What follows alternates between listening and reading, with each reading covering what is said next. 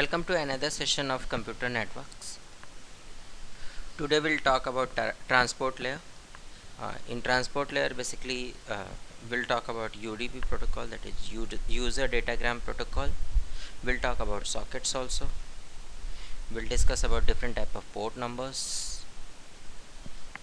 We'll discuss about datagram, and we'll discuss about some messages also that is sent with the help of UDP protocol. Now let's understand about the purpose of transport layer, what actually it provides. देखिए होता क्या है कि हमारे पास कोई communication आया, किसी भी सिस्टम से हमारे कंप्यूटर तक आना था, ये तय किया हमारे नेटवर्क लेयर ने।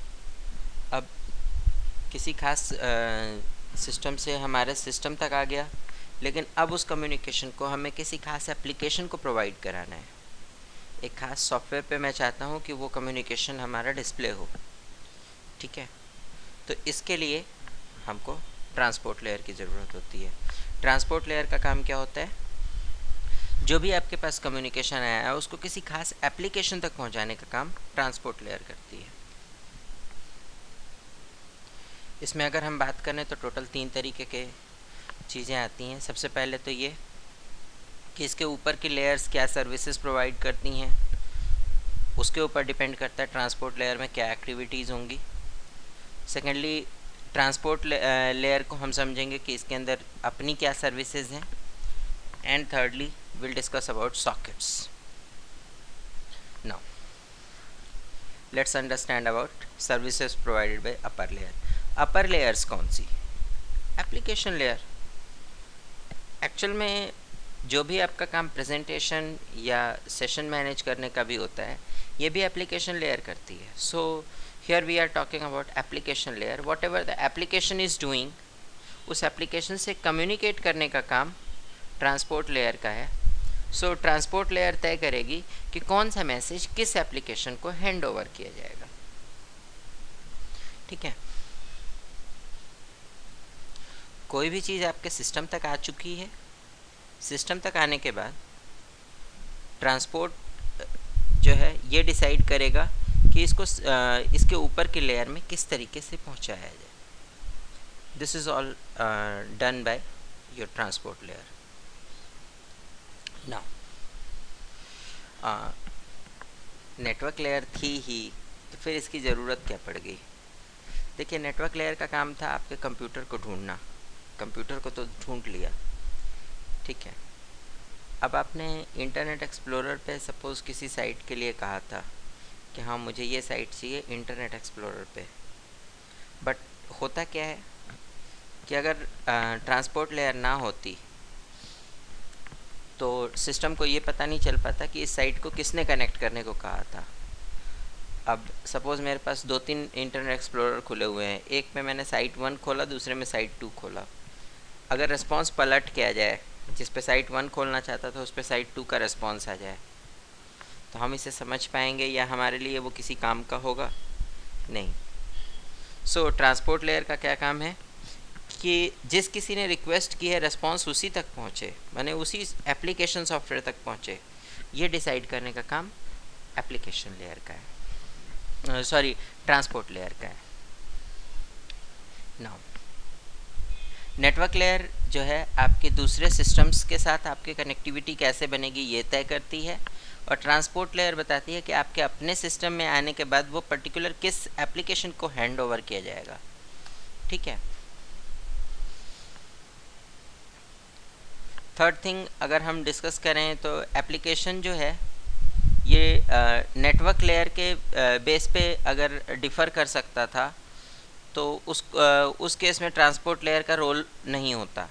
लेकिन एप्लीकेशन डायरेक्टली आपका नेटवर्क लेयर से कम्युनिकेट नहीं करता, बीच में ट्रांसपोर्ट लेयर आती है, और इसकी वजह से प्रोग्रामर को ये सुविधा मिल जाती है कि वो irrespective of the network used वो कोई भी तरीके का प्रोग्राम लिख सकता है। तो आप जो प्रोग्राम लिख रहे हो या जो भी इस तरीके का एप्लीकेशन प्रोग्राम बना रहे हो जो कि नेटवर्क को यूज़ करेगा, उसमें ट्रांसपोर्ट लेयर के तो मैकेनिज़्म ज़रूर डिफ़र करेंगे कि उसके हिसाब से ज़रूर फ़र्क पड़ेगा कि एप्लीकेशन में क्या कोड्स लिखे जाएं। लेकिन नेटवर्क लेयर से कि नेटवर्क में आप क्या यूज़ कर रहे हो उसके ऊपर नहीं डिपेंड करेगा कि आपको किस तरीके के कोड्स लिखने हैं ना। ट्रांसपोर्ट लेयर पे किस तरीके की सर्विसेज होती हैं? नॉर्मली ट्रांसपोर्ट लेयर पे सॉकेट्स होते हैं जिनमें कुछ खास तरीके की एक्टिविटीज़ परफॉर्म की जाती हैं, जैसे लिसन किया जा सकता है। ठीक है, लिसन करने का मतलब होता है कि आप किसी खास रिसोर्स को लिसन कर रहे हैं कि उस पर कोई भी इंफॉर्मेशन आएगी उसको आप रिसीव कर लेंगे। दूसरी आपकी जो है एक रिक्वेस्ट होती है कनेक्शन रिक्वेस्ट, इसके लिए हम कनेक्ट यूज़ करते हैं। डिस्कनेक्ट यूज़ करते हैं किसी भी रिक्वेस्ट को डिस्कनेक्ट करने के लिए। सेंड यूज़ करते हैं कोई मैसेज भेजने के लिए, और रिसीव होता है मैसेज रिसीव करने के लिए।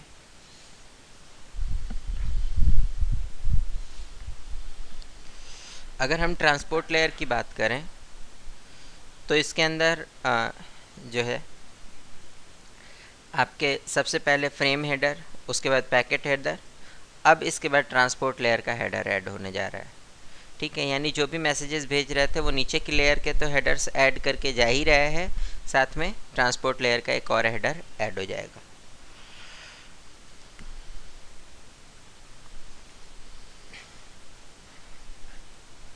नाउ अगर एक्टिविटीज़ की बात करें, ट्रांसपोर्ट लेयर की सर्विसेज किस तरीके से चलती हैं, तो यहाँ पे देखिए दो तरीके की सर्विसेज होती हैं, या तो एक्टिव सॉकेट होता है या पैसिव होता है। ठीक है, एक्टिव सॉकेट जो होता है वो इनिशिएट होता है, उसके बाद किसी से कम्युनिकेशन इस्टेब्लिश करता है, कम्युनिकेशन इस्टेब्लिश होने के बाद एक्टिवली पार्टिसिपेट करता है कम्युनिकेशन के अंदर, और उसके बाद फिर कम्युनिकेशन को डिस्कनेक्ट करने की रिक्वेस्ट देता है और अंत में फिर से आइडल हो जाता है। यहीं अगर पैसिव सॉकेट की बात करें तो पैसिव सॉकेट हमेशा हमारा जो है लिसनिंग मोड में होता है। जैसे ही उसको कोई कनेक्शन इस्टेब्लिशमेंट की रिक्वेस्ट आई तो ये उसको एक्सेप्ट करता है, उसके बाद कम्युनिकेशन परफॉर्म करता है, कम्युनिकेशन परफॉर्म होने के बाद डिस्कनेक्ट की रिक्वेस्ट आती है तो ये डिस्कनेक्ट कर देता है, and finally again it goes on to idle mode. Now पिछले डायग्राम को अगर समझें तो इसमें हमारे पास दो तरीके के सॉकेट्स हुए, एक हुआ पैसिव, दूसरा हुआ एक्टिव। जो एक्टिव सॉकेट है ये क्लाइंट एप्लीकेशन है, और जो पैसिव सॉकेट है वो सर्वर एप्लीकेशन है। सर्वर हमेशा ही सुन रहा होता है, उसके लिए जब कोई क्वेरी होती है तो वो उसको सॉल्व करता है, अदरवाइज़ वो लिसनिंग में रहता है। ठीक है, क्लाइंट के साथ क्या होता है कि जब भी उसको कम्युनिकेट करना होता है तो वो अपना सॉकेट स्टार्ट करता है, अदरवाइज़ उसका कोई लेना देना नहीं होता कम्युनिकेशन से। ना सॉकेट के अपने एक्टिविटीज़ की बात करें तो सबसे पहले तो समझते हैं सॉकेट क्या चीज़ है। देखिए आईपी एड्रेस तक तो हमने समझा था पिछले यूनिट के अंदर। ठीक है, now there is another term coming is called port number. ठीक है, हम इसको आगे स्टडी करेंगे कि ये पोर्ट नंबर क्या होता है। आईपी एड्रेस और पोर्ट नंबर को मिला करके हम सॉकेट बोलते हैं। सो सबसे पहले हम कम्युनिकेशन के लिए एक एंड पॉइंट स्टार्ट करते हैं जिसको हम सॉकेट बोलते हैं। देन हम उसको बाइंड करते हैं किसी भी अपने एक लोकल एड्रेस के साथ। लोकल एड्रेस के साथ बाइंड होने के बाद लिसन किया जाता है उस सॉकेट को तब तक जब तक कि उस पर कोई क्वेरी ना आए। जैसे ही कोई क्वेरी आती है तो उसको एक्सेप्ट किया जाता है। If suppose you are using active socket, at that time जो है एक्सेप्ट की जगह पे आप कनेक्ट की रिक्वेस्ट देते हैं, दूसरे सिस्टम से कनेक्ट करना चाहते हैं, तो for that we give the connect request. Connect की रिक्वेस्ट होने पे जो आपका पैसिव सॉकेट है वो उसको कनेक्ट करेगा और उसको कनेक्शन को एक्सेप्ट करेगा और you will get connected. Then after आप मैसेज को सेंड करते हैं, मैसेज इधर से सोर्स से डेस्टिनेशन तक जाएगा। Then after you can receive the message on the destination end. You can give the close request from both of the systems. Means from server side also close request can be given, and from client also it can be given. Now transport layer protocol की बात करें तो इसके अंदर क्या क्या चीज़ें आएंगी. सबसे पहला पार्ट आपका होता है एड्रेस. देन आपका होता है connection establishment, connection release, flow control, buffering, multiplexing and crash recovery. So transport layer के अंदर सबसे पहले शुरुआत करते हैं कि what are the protocols. We have two types of connections here. One is connection oriented system and second one is connection less system. ठीक है. कनेक्शन ओरिएंटेड में क्या है कि सोर्स से डेस्टिनेशन तक का पूरा रास्ता हम जान रहे होते हैं कि हाँ in this way it will get connected. while in case of connection less system we don't know about the whole path.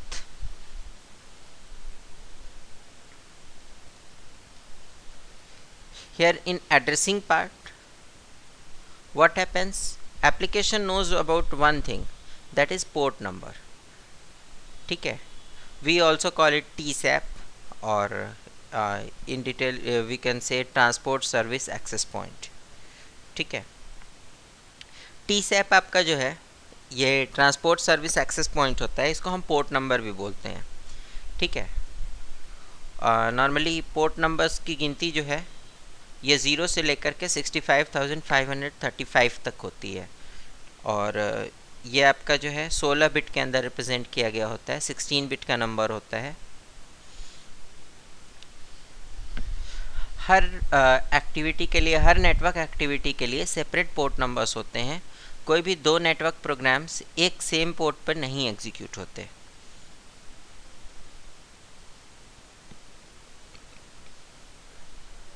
Now let's move on to connection establishment part.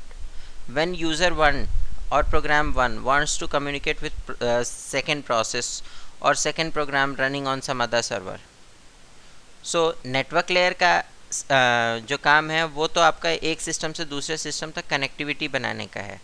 इसके बाद जो आपका एप्लीकेशन जो है वो किसी खास प्रोसेस से जाके कनेक्ट होगा, ये डिसाइड करने का काम इस ट्रांसपोर्ट लेयर का है.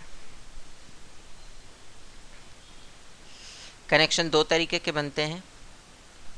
अगर कनेक्शन ओरिएंटेड सिस्टम है तो इसमें 3 वे हैंडशेकिंग होती है. इसमें क्या होता है कि फर्स्ट पैकेट आपका सेंड किया जाता है जो कि कनेक्शन रिक्वेस्ट का होता है. उसके बाद सेकंड जो है ये डेस्टिनेशन सोर्स को भेजता है जो एक्नॉलेज करता है कि मेरे पास इतना बफर है.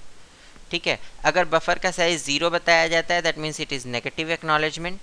अगर पॉजिटिव वैल्यू होती है बफर की दैट मीन्स कि the destination has some buffer. Now again source जो है उस एक्नॉलेजमेंट को री एक्नॉलेज करता है. ठीक है. री एक्नॉलेज करने में क्या करता है कि उसको जो इन्फॉर्मेशन मिली है वो उसी इन्फॉर्मेशन को डुप्लीकेट करके सेंड कर देता है. नाउ कनेक्शन की बात करें तो यहाँ पे जो है आपके उसी रीजन से कम्युनिकेट कर सकते हैं जो कि फ्री हो और साइमल्टेनियसली आप सेम दो सॉकेट्स के बीच में दो कनेक्शंस नहीं इस्टेब्लिश कर सकते. नाउ जैसे अगर डेटा ट्रांसमिशन हो रहा है तो कनेक्शन एक्नॉलेजमेंट होने के बाद सेंडर हमेशा डेटा सेंड करना शुरू कर देता है. जो भी डेटा आपका नहीं पहुंचा उस डेटा के लिए आपका एक नेगेटिव एक्नॉलेजमेंट जनरेट होता है. अदरवाइज हर डेटा के लिए पॉजिटिव एक्नॉलेज किया जाता है. नाउ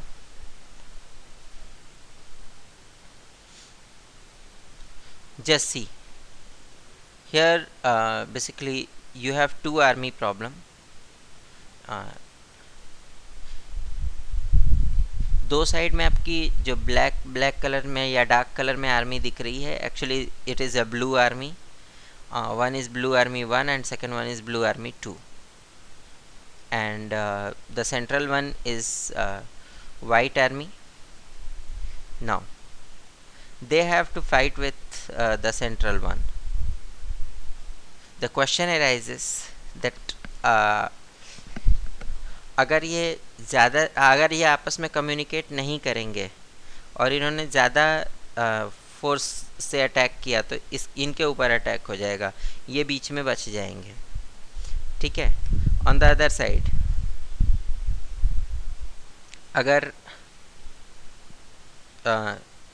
ये दोनों तरफ से घिरे हुए हैं, बट अगर आप दोनों तरफ से एक साथ नहीं अटैक करते हो तो दिस विल गेट वॉन, ये जीत जाएगा खुद ब खुद। रीज़न बिंग कि जब भी कोई ये अटैक करेगा तो वो ऑटोमेटिकली इसके पास तक पहुंच जाएगा, ठीक है। नाउ जस्ट सी, जिस तरीके से हमने कनेक्शन इस्टेब्लिश किया था, in the same way connection release करने के भी पैकेट्स भेजे जाते हैं, ठीक है। कनेक्शन रिलीज़ करने का जो पैकेट है ये आपका डिफाइन करता है कि now the connection has been terminated. Now just see how actually the flow is control at transport layer.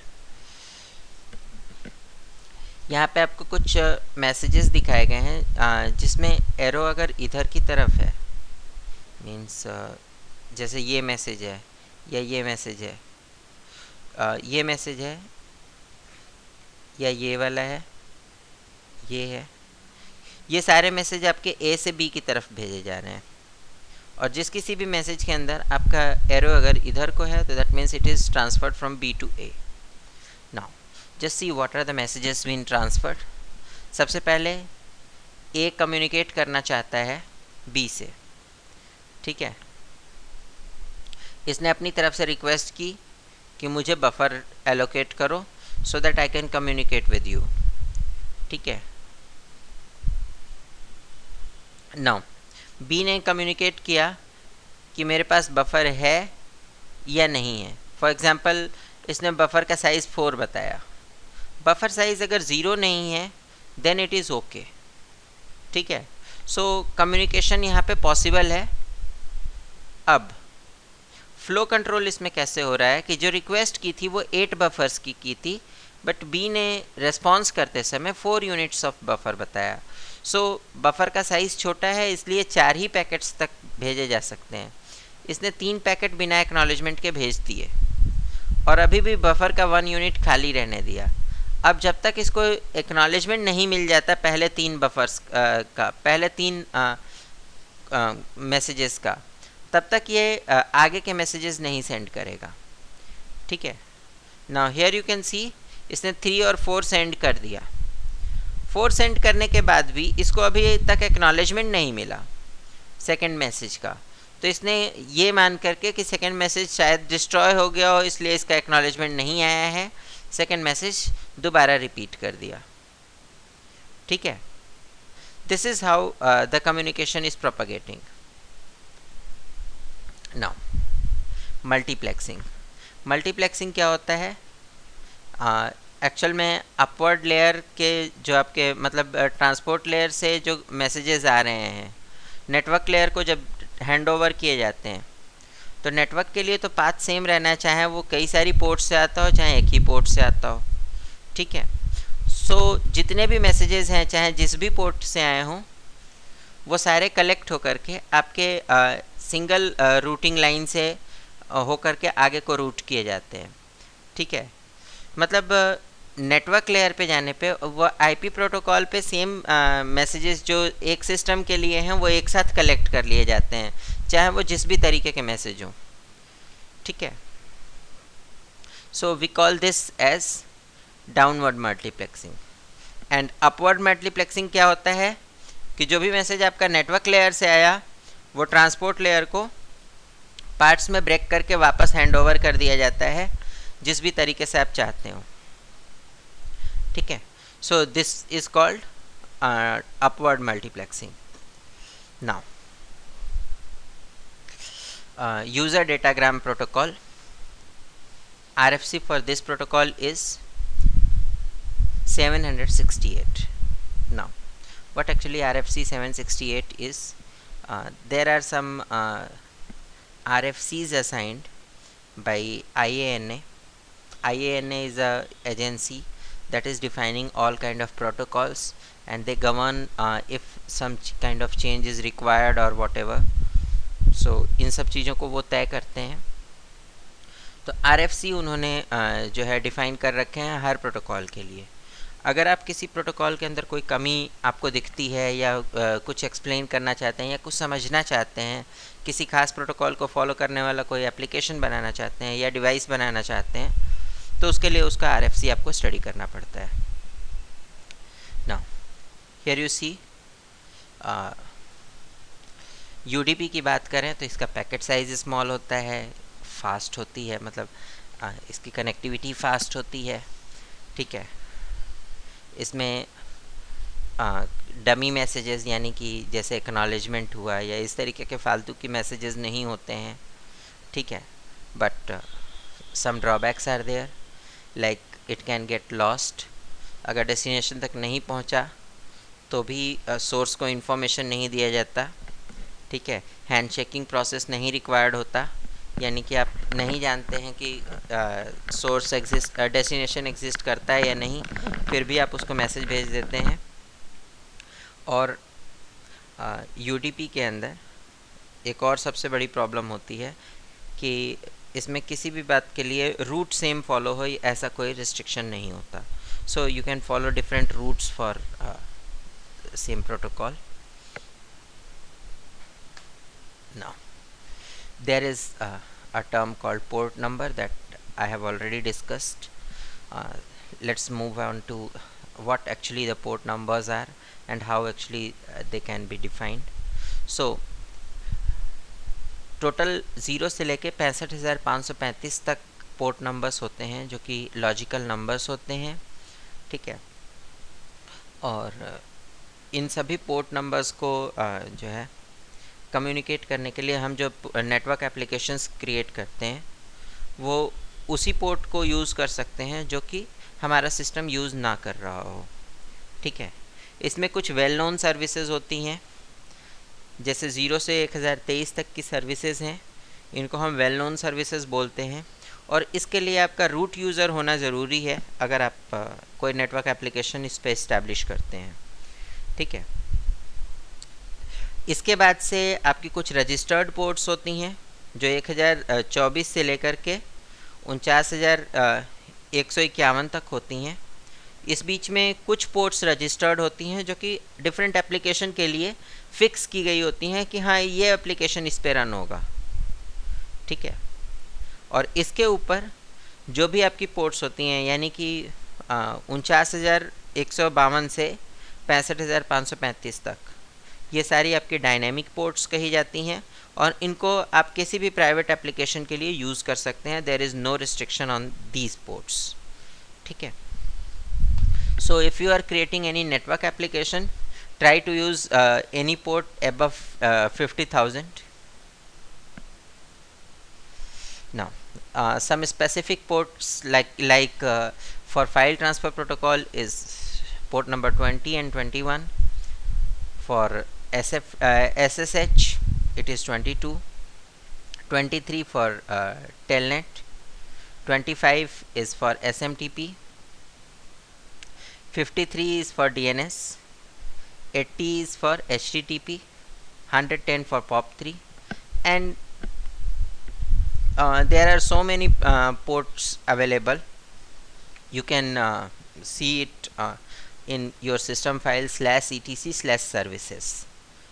If you are working on Linux machine, just type command cat space /etc/services. जो भी आपके system में इस तरीके की ports होंगी जो well known के अंदर आती हैं और उसकी सर्विस एक्टिवेटेड है, उसकी आपको लिस्ट मिल जाएगी. नाउ सॉकेट की हम ऑलरेडी बात कर चुके हैं. Socket is combination of port number as well as IP address. Means IP address plus port number मिला करके हम इसको सॉकेट बोलते हैं. ठीक है. It can be written like dotted decimal notation. You can see here, this one is the system IP address, and this one is the port number, or sometimes you will find here colon, ठीक है, यानी इसको अगर हमें लिखना हो 111.121.131.141 colon 21, then also it works. Now UDP packet की बात करें तो इसका हेडर साइज़ बहुत कम होता है, ठीक है, और how actually it works is it has source port, then destination port, then length and checksum. ये 4 इसके हेडर के अंदर पार्ट होते हैं, and rest of the part is message. Now if you want to communicate from one system to other system, then every time we don't remember the IP addresses. For example, google.com का IP address क्या है मुझे नहीं मालूम, but अगर मुझे काम करना है तो मैं google.com लिख के भी काम कर सकता हूँ, ठीक है. For all these kind of activities we require DNS, ठीक है. सो UDP इस तरीके की कनेक्टिविटी के लिए जो आपके पास से क्वेरी आती है कि मुझे तो google.com ही देखना है, तो उसके लिए DNS यूज़ करता है. DNS क्या है? एक्चुअल में ये एक ख़ास तरीके की प्रोटोकॉल है जो आपके फ़ोन बुक जैसा काम करती है. इसमें आप नाम और नंबर्स स्टोर करते हैं. जब से आप फ़ोन बुक यूज़ करने लगे होंगे तब से मेरे हिसाब से आप नंबर बहुत ज़्यादा याद नहीं रखते. उसके पहले जब लैंडलाइन से डायल करना होता था तो हम करीब करीब सारे नंबर याद रखते थे कि हाँ इसको डायल करना है तो इतना डायल कर दो, ठीक है. Right now we don't remember all those numbers. Y?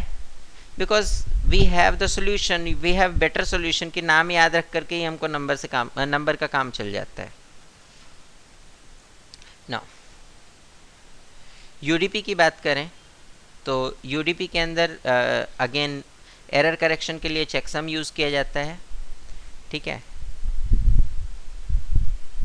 और इसका काम कुल मिलाकर के एरर को करेक्ट करना होता है. सेंडर एंड में क्या किया जाता है कि 16 बिट के ब्लॉक्स बना करके उनको जो है एक्सक्लूसिव और करके चेक कर लिया जाता है, वेदर इट इज़ 1 और 0, जो भी वैल्यू आती है वो सेंड कर दी जाती है. रिसीवर एंड पे इसको अगेन 16 बिट के ब्लॉक्स बना करके उसको चेक किया जाता है वेदर देयर इज़ एरर और not. If some error is detected then system reverts back or it doesn't accepts the message, otherwise it gets accepted. Now UDP operations की बात करें तो UDP operations में आपका कनेक्शन ओरिएंटेड कम्युनिकेशन नहीं होता, इसलिए कनेक्शन इस्टेब्लिशमेंट का प्रोसेस नहीं होता. आप सीधा ही अपने हायर लेयर प्रोटोकॉल से सीधा कम्युनिकेट करते हैं कि हाँ मुझे इस सिस्टम को ये मैसेज भेजना है, and the message is sent just next to you. आपके अगला जो कुछ भी है उसको मैसेज भेज दिया जाता है, वो आगे चाहे डेस्टिनेशन तक पहुँचे या ना पहुँचे, doesn't matter, the message has been sent, ठीक है. UDP के जो मैसेजेस हैं ये एप्लीकेशन लेयर से आने वाले डिफरेंट मैसेजेस को जो है कंबाइन करके एक ख़ास तरीके के एप्लीकेशन से आ रहे सभी मैसेजेस को जो है एक पे एनकैप्सुलेट करके सेंड किया जाता है. That is called UDP and message encapsulation. Now UDP messages आप किसी खास स्पेसिफिक IP एड्रेस को भेजना चाहते हैं, इसलिए जब UDP का मैसेज तैयार हो जाता है now it is handed over to internet protocol and internet protocol header has been attached. Now अब इंटरनेट प्रोटोकॉल का हेडर अटैच होगा, उसके पहले आपको तो नाम मालूम था, आपको तो IP एड्रेस पता नहीं था. You require IP address for that. So for that what we do is we make DNS query. For DNS queries actually in case of programs we use get host by name or get host by IP. Two functions are there. And if you are working on command line, just write ns lookup and the site जिसका आपको IP address चाहिए, ठीक है. and here you can see so many IP addresses are available. you can use any of these IP address as Google's IP address. For example, you can see I'm opening here http 74.125.236.14. okay, and here you see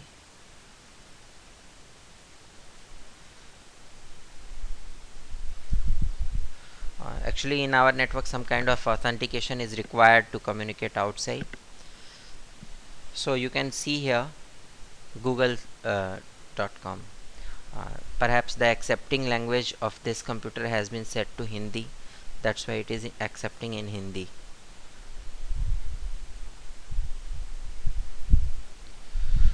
We are not concerned with the language, we are concerned with the page that we are looking for. Okay, in the same way network management के लिए SNMP protocol use की जाती है और उसके बाद routing के लिए राउटिंग इंफॉर्मेशन प्रोटोकॉल यूज़ की जाती है. So we use all these protocol in the network layer. Now there is some small task for you. You have to differentiate between two protocols available in transport layer, that is UDP and TCP. For TCP we'll discuss in next class, and secondly you have to explain about the different services at transport layer. That's all for now. Thank you.